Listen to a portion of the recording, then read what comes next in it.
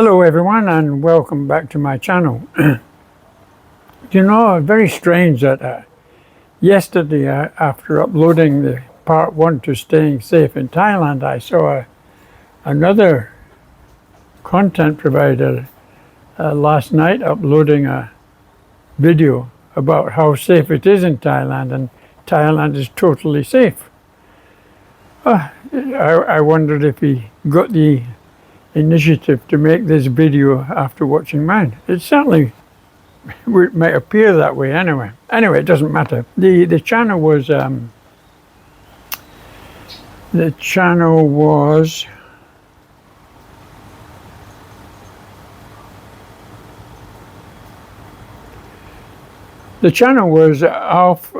Alpha Omega Occasionally, which is an Irish guy based up in Bangkok that does it. And when he starts talking about safety, he talks about how safe Thailand is, and then he starts by breaking it down, comparing Bangkok to other channels, to other cities in the world, and saying that Bangkok is a good deal safer than a lot of them. I wouldn't disagree with that in the slightest, actually, but being safer doesn't necessarily mean it's safe. It's just safer. So I'm talking about staying safe and trying to stay safe, and Bangkok is definitely not safe if you're not careful in what you're doing, and I'm just about to explain why I think that, and it may be an interesting story for you. Going back a few years ago, you know, I had a meeting in Bangkok.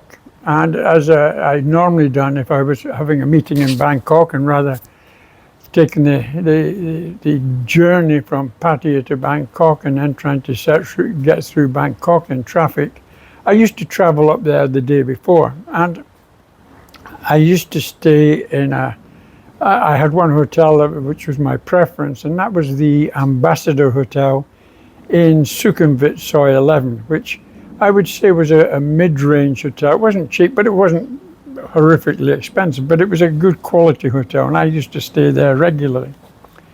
And on this particular occasion I went up, I'd booked in the Ambassador, and I got up there. And as I was checking in at the reception, I noticed that there was a lady, I would say, in her mid-20s to late 20s, somewhere around there. And she was talking to one of the hotel managers close to the reception desk. And I did notice that this lady looked very, very distressed and was actually in tears. And it didn't look a good sight. And I did wonder what had happened to her. But anyway, I went up to my room and I dropped my luggage and I got changed, and I put on my drinking jeans and t-shirt, ready to head out to visit a few of my favorite places and get something to eat. But when I went back down through the hotel foyer, I noticed that this lady was still there, and she was sitting by herself, and she still looked extremely distressed and still crying. And I couldn't help myself. I had to go and talk to her. I went across and I said, "Look," I said, I see you're very upset about it. Is there anything I can help you with or anything?" And she said, "No, not really." But anyway, I said, "Let me buy you a coffee." So I ordered 2 coffees, and I sat down to have a chat with her, try and find out if I could help in any way at all.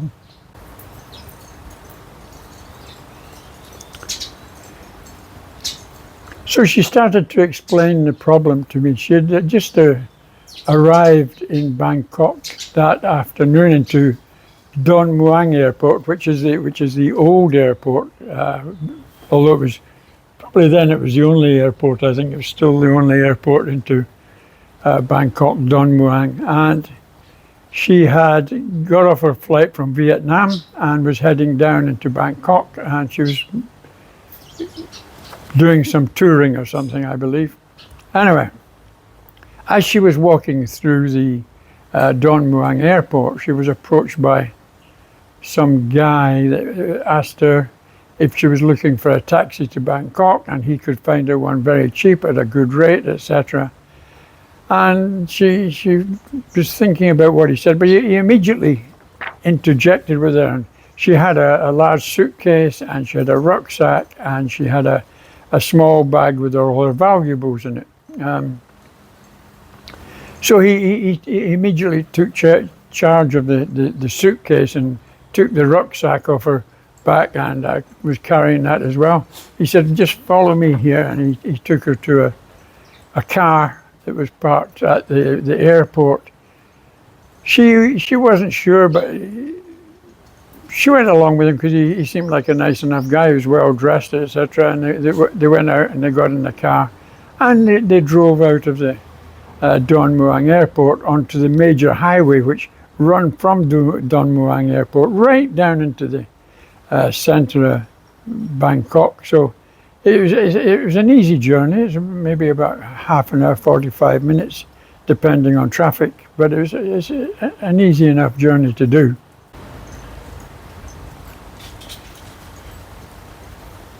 But when she was sitting in the car and watching the traffic, she noticed he turned off the main highway onto the frontier road, which is the road that most Thai highways have them. They call them the frontier road, which are the smaller roads that run alongside the highways. And she did say to him, well, where are we going? But he didn't actually speak very much English. And all he said to her was, shortcut, shortcut. And she thought, okay, maybe he knows a good shortcut. So they're on the road for a few minutes, and she then sees him turn into this other turning. And this time they seem to be heading into a run-down industrial estate. And she said she then started to get an inkling that she might be in some sort of trouble here, and that maybe this wasn't such a good idea to get this unlicensed, unregistered taxi, even though they talked about a good price, and maybe this hadn't been one of her best bets. So she did start to panic, and after a couple of 100 yards into this estate, she was screaming at him to stop, let her out the car, etc. So he stopped, and then he turned around and he sprayed pepper spray into her eyes. And she was immediately she was in agony, and she didn't really, and she was panicking, and it was all going wrong for her. She thought she was going to get murdered actually at that point. And I could understand that. But what this guy done was he got out the car, he went round, and he dragged her out the car. He made sure that her bag of valuables was taken from her, and he sat her on the sidewalk, and then he drove off and left her.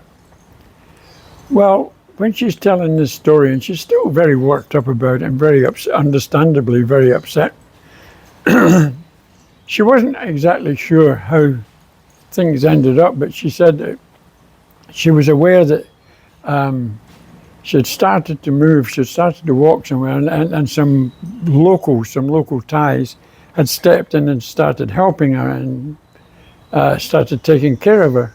And they phoned the police, and the police came, and they took her to the police. No, they took her to a medical centre first because her eyes were still burning, and the medical centre cleaned her face and cleaned her eyes, etc. And then they took her to the police station to find out what happened. But when she got to the police station, she was still mega upset, as anybody would be. And she was mega upset, and she couldn't think clearly. She knew she had nothing. She had lost everything. This guy had made off with everything. She didn't have any money, anything on her. So all sorts of things were racing through her mind. She had booked a hotel in Bangkok, the Ambassador Hotel, but she had no money to pay for it. And all these things were racing through her mind, and she just couldn't think. So the police actually took her to the hotel, and they arranged to come back the following day. And it happened that when I had walked in, I'd seen her talking to the manager. She'd been explaining and what had happened, or trying to explain what had happened. and she needed to use a telephone to phone her parents in South Africa, which is where she came from.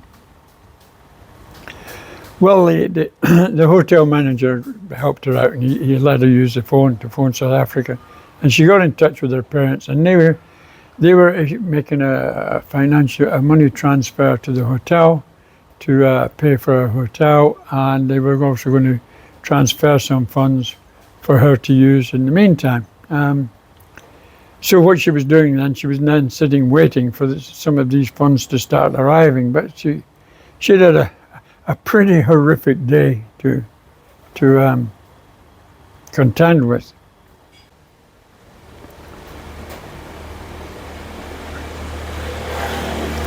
Now, some might ask me if this was possibly just an isolated incident, but actually, in fact, it transpired after I'd done a little bit of research on this, that this was a very, very common thing to happen, and people were strongly advising, they were even warning them on the planes coming into Dunmoy not to use pirate taxis, etc., and stick to using licensed and registered taxis, and make a note of the number of the taxi that you're getting into.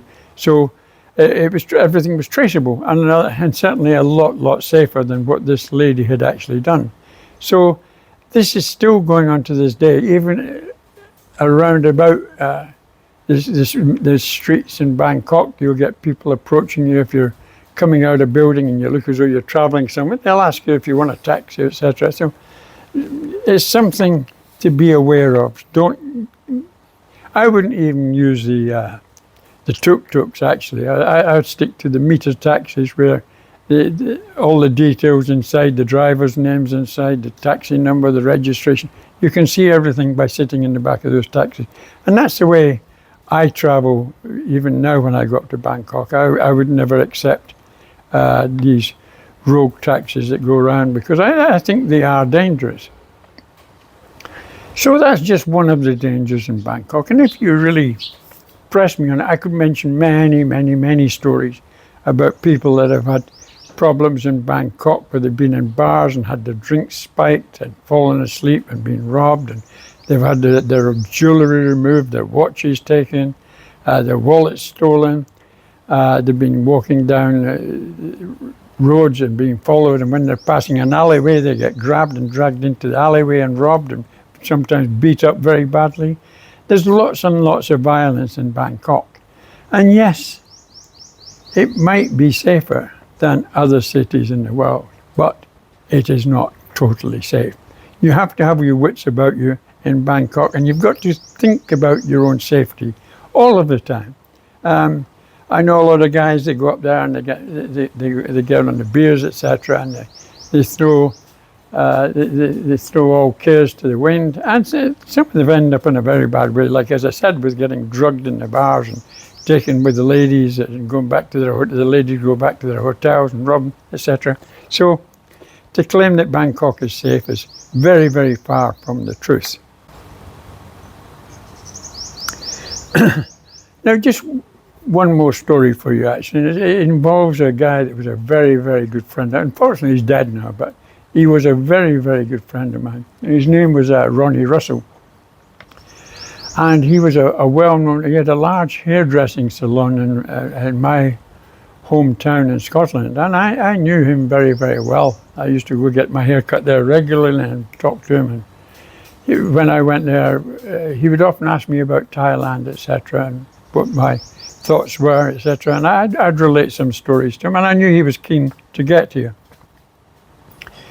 His wife actually died several years before he retired, but when he did retire, he made his way out to Thailand for a holiday, and he visited a couple of places once again, like Bangkok, and then eventually he ended up in Pattaya.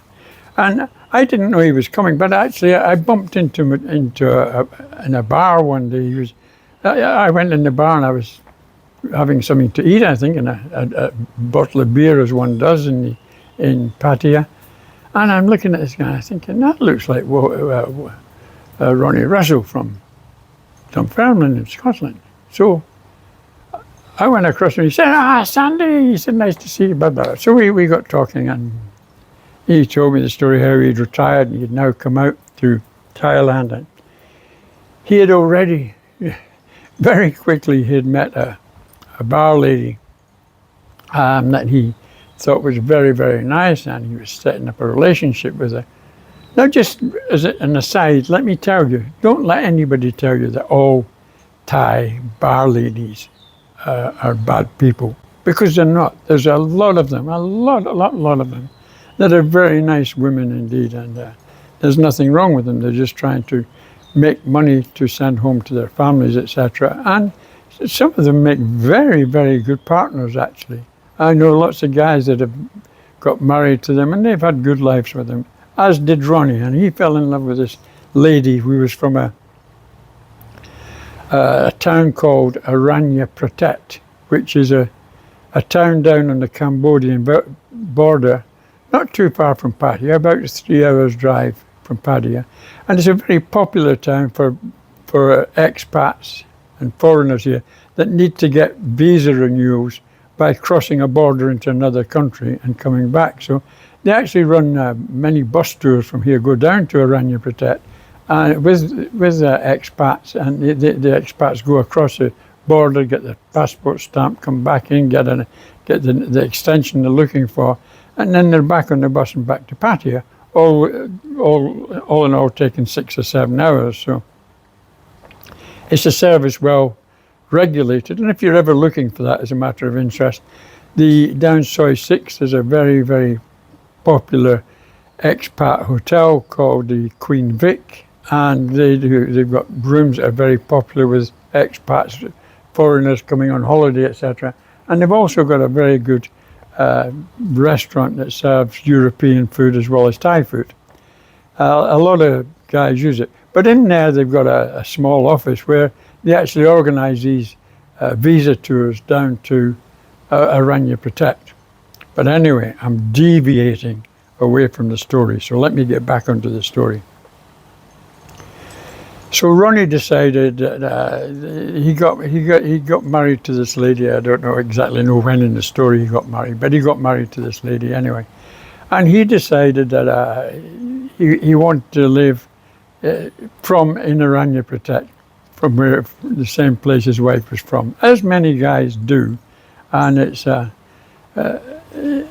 maybe not the best choice in the world, and we'll talk about that in the next video. But in this video, we'll carry on with Ronnie, and he went down to Aranya Pratet, and he done the old thing about bought a piece of land in his wife's name, and then he had this fantastic, large 4-bedroom house built for them to live in, and he had it all furnished out with nice furniture, etc. Got all the top kitchen gear from Bangkok, and they went up to Bangkok shopping and got everything they needed to furnish the house out. And I never actually visited the house, but by all accounts, from what he told me, it was a very, very lovely house. And he was really, really excited about it. He liked it very much, and he was thoroughly enjoying his retirement. He liked to have a couple of beers each day and listen to music, and he was having a ball. Well, after about 2 years, Ronnie decided that he wanted to take his family. He had a daughter with this girl again, someone else with a daughter. And when the daughter was born, I think he was about 69, something like that. But he decided that he was going to take his family back to Scotland and let them see bonnie Scotland, as we do.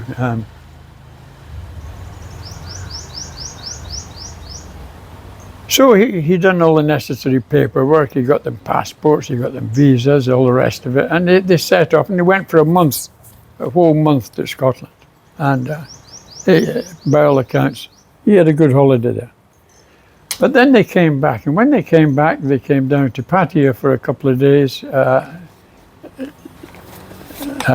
relaxation, and then they headed down to Aranya Pratet. And this is where the big problem started, because when they got down to Aranya Pratet and they went to the lovely house that they'd done, they opened the doors of the house and it was empty. There was nothing inside. Everything had gone, the furniture, the kitchen fittings, the kitchen appliances, the fridges, the washing machines. The house was almost totally bare. And not only that, but the brand new motorbike he bought 3 months before they went, that had gone as well. And to say he was pissed is highly understating how bad he felt about this. He was really, really furious that this could happen. And what made it even worse is a lot of his wife's family lived very close round about, but nobody had heard or seen or heard anything about any robbery at this house, and everybody was totally unaware of it. And he had his doubts about that, but what could he do? He was between a rock and a hard place. He had to start furnishing the house again. So that's what they done. They started refurnishing it. And after about 3 or 4 weeks after he got back, what did he see? He saw one of his wife's nephews riding his new motorbike around the town. Well, this was a terrible, terrible situation for him.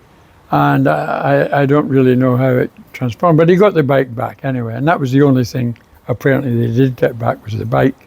And they couldn't have sold it anyway, because he still had the documents for the bike locked up in his safe. So it would have been very difficult for anybody to sell it. You need the books and the papers to be able to sell the bike. Although you can sell it for spares and etc.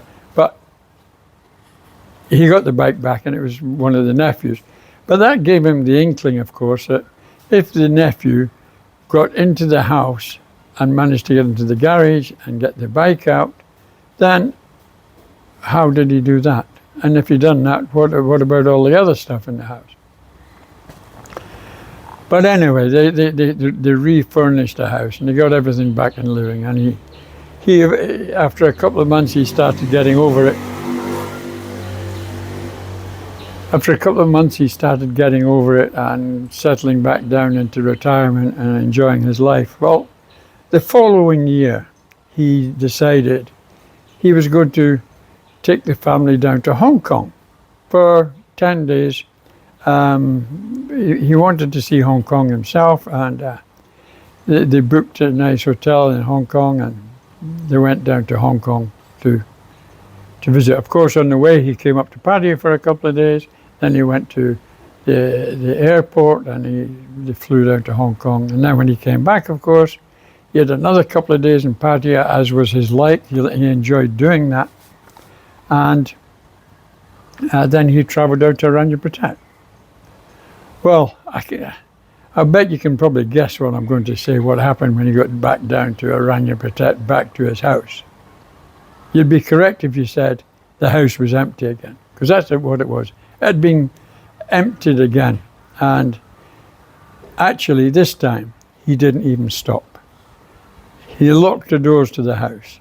He was so mad that he just got his wife to get a taxi, and they drove back to Pattaya. And in the time, he did end up selling that house in Rangipatat, but he was never going to live in it again. He came back to Pattaya. And this is a little twist in the tale, actually, that I lived at that time, I had a house. I bought a house in Soi Bongkot, a very nice, it's similar to this actually, similar to this bungalow I live in here, but much better done with all the teak wood and things inside.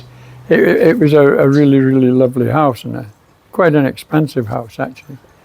I think I've told the story before and you might have seen it, but anyway, at that same time as this all happened, this is when Thailand was going through a major economic collapse.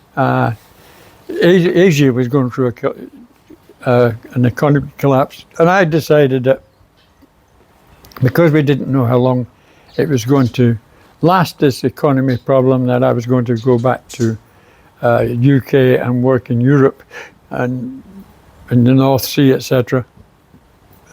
And that's what I decided to do. And I also decided that there was no point in hanging on to the house at this time, because I didn't know how often I'd be able to get back to Thailand, etc. And hotels might be better than trying to. So anyway, I decided I was going to sell the house. Well, this worked out very well, because when Ronnie came back, I didn't realize what he had in mind, but I asked him, as he'd done a couple of times before, I asked him, come on up for dinner, and we'll have dinner and a few glasses of the good old Scotch whiskey. And so he came up and we're sitting talking and we're playing music. And I said to him, I said, I'm going to sell this. He's talking about the house, and he's saying it's a lovely love. And I said, well, actually, I'm going to put it on the market because I'm moving back to the UK. He said, you're serious? I said, yeah, I'm serious. He said, right. He said, I'll buy this house. We discussed the price, etc. He says, I'll buy this house. So it took a lot of weight off my shoulders and a lot of things out of my mind. Here it was, a guy that wanted to buy my house, and I knew him and I trusted him. So, hey, the deal was done. And I moved out just 2 or 3 weeks later. I moved out and he moved in. And that was the end of that. So that brings me to the end of the second video of staying safe in Thailand. Now there's going to be one more video. I don't want to go into it here because I want to get that 100% right too. Is all the tips and advice that I've got about if you're going to settle here. And this is for people that are going to settle and live here and find accommodation. I'm going to give you lots of tips and advice on how you can maximize your safety if you're going to do that here in Thailand. And it will be it might not be too long a video, but it will have a lot of important information in it. And I would advise those that are thinking about coming and settling in Thailand to watch that video, because it will, as I say, help a lot. So thanks for watching, and I'll see you in that next video if you're interested. And if you've enjoyed this video, please give it a big thumbs up, and if you haven't done already, your subscription to the channel would be very, very much appreciated. Take care and bye for now.